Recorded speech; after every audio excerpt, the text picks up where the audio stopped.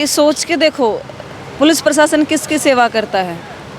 छोरा छोरी बाज गए, सेफ्टी हाउस बना दिया, उसमें चले गए, उन दो मतलब जो शादी करने वाले हैं उनकी करता है।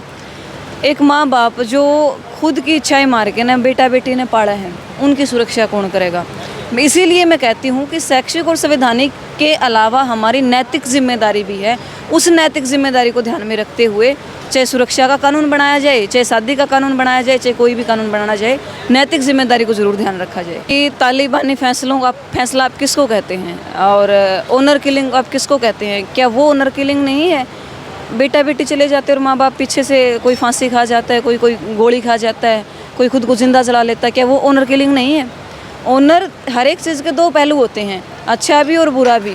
लेकिन कम से कम जो इंसान इस संसार में आया नहीं है, आप उसके हितों की रक्षा कर रहे हैं, और जो ऑलरेडी इस संसार में है उसके हितों की रक्षा नहीं करें। ओनर किलिंग को बढ़ावा मेरे ख्याल से जब बेटी जिस घर से जाती है ना, पूरा परिवार सुन हो जाता है, वो चीज़ ज़्यादा बढ़ावा देती है ओनर किलिंग को उस चीज़ से।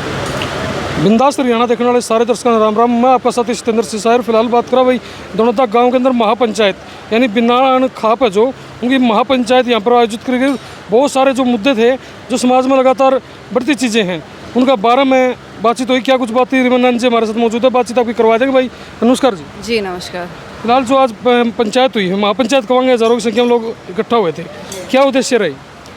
उद्देश्य यही था, ये एक सम्मेलन था। सम्मेलन कुछ विषयों पर बातचीत को लेकर के था, जैसे लिव इन रिलेशनशिप जैसा मामला है, लव मैरिज जैसा मामला है, और बहुत सारे कानून, हिंदू कानून जो विवाह एक्ट बना रखा है, उसके अंदर बेटा और बेटी जो होते हैं वो माँ बाप की इजाज़त के बिना शादी कर सकते हैं, ऐसा प्रावधान कर रखा है।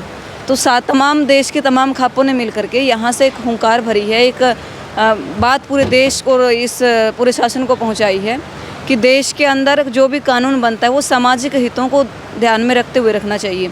मान लेते हैं हम, हमारी शैक्षिक बहुत सारी जिम्मेदारियां हैं, लेकिन उसके साथ साथ हमें नैतिक जिम्मेदारियों को नहीं भूलना चाहिए। कि जिस तरीके से आज लिव इन रिलेशनशिप से एक नहीं 4 परिवार उजड़ रहे हैं, जहाँ का बेटा है, जहाँ की बेटी है, और जहाँ वो जाते हैं, मतलब बच्चे हैं वो उनका जो लालन पालन है वो अच्छे से नहीं हो पाता। तो इन सारी चीज़ों को लेकर के महापंचायत की गई, विचार विमर्श किया गया।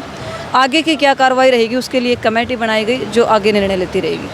तो बहन जी बात करें, जैसे समाज के अंदर ये कानून बनाए हैं, ये कहते भाई जो एक कमेटी बना करके कानून पास किए गए, कुछ लोग सोच के करे थे, लेकिन इससे भी कोई समस्या आवा है तो उनकी सुरक्षा भी पुलिस प्रशासन कर रहा है। भाई सोच के देखो, पुलिस प्रशासन किसकी सेवा करता है। छोरा छोरी बाज गए, सेफ्टी हाउस बना दिया, उसमें चले गए, उन दो मतलब जो शादी करने वाले हैं उनकी करता है। एक माँ बाप जो खुद की इच्छाएं मार के ना बेटा बेटी ने पाला है, उनकी सुरक्षा कौन करेगा।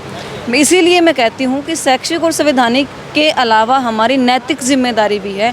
उस नैतिक जिम्मेदारी को ध्यान में रखते हुए चाहे सुरक्षा का कानून बनाया जाए, चाहे शादी का कानून बनाया जाए, चाहे कोई भी कानून बनाना जाए, नैतिक जिम्मेदारी को ज़रूर ध्यान रखा जाए। बहन जी बात करें तो जैसे पंचायतों की बात करेंगे, खापा की, एक बड़े बड़े जो मीडिया हाउस है उनकी तरफ से बहुत सारी खबरें ऐसी आती है कि तालिबान जो फैसले हैं खाप पंचायतें देती हैं और जो ओनर किलिंग को बढ़ावा भी देती हैं। भाई तालिबानी फैसलों का फैसला आप किसको कहते हैं और ओनर किलिंग आप किसको कहते हैं। क्या वो ओनर किलिंग नहीं है? बेटा बेटी चले जाते हैं और माँ बाप पीछे से कोई फांसी खा जाता है, कोई गोली खा जाता है, कोई खुद को जिंदा जला लेता है। क्या वो ओनर किलिंग नहीं है?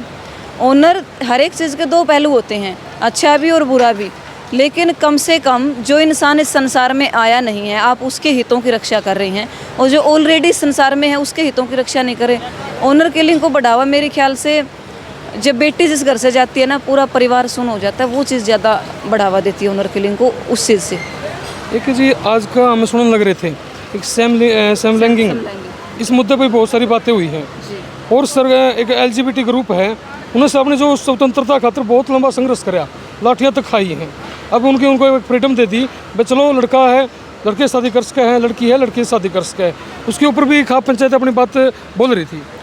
इस चीज़ को मैं अच्छा नहीं मानती समलैंगिक शादी को। देखो, प्राकृतिक रूप से जो चीज़ें बनती है इस संसार में, जो इंसान आता है, हम शादी किस लिए करते हैं? पीढ़ियों को आगे बढ़ाने के लिए, हमारे कुल को आगे चलाने के लिए।